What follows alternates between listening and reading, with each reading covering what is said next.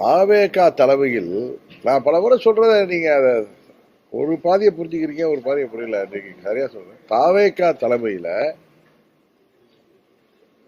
ஒரு வலிமையான கூட்டணி அமைந்தால் அது திமுக கூட்டணிக்கு கடுமையான போட்டியாக இருக்கும் அப்படின்னு தான் நான் சொல்றேன்.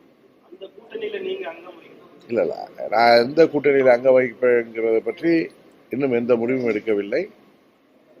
சில கட்சிகள் தங்கள் கூட்டணிக்கு நாங்கள் வர வேண்டும் என்று எங்களோடு பேசி வருவது உண்மை. அதை பற்றி நாங்கள் இன்னும் எந்த முடிவுக்கும் வரவில்லை. முடிவு எடுத்த பிறகு வெளிப்படையாக உங்கள் எல்லோருக்கும் தெரிந்துவிடும்.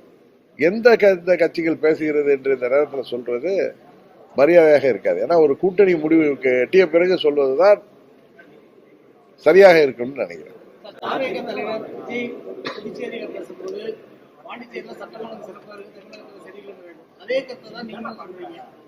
இல்ல, பாண்டிச்சேரியில சரியா இருக்குன்னு அவருடைய கருத்தா இருக்கலாம். பாண்டிச்சேரினா என்னுடைய ஃபார்ம் ஹவுஸ் பாண்டிச்சேரி அருகில தான், ஆரோவில்ல தான் இருக்கு.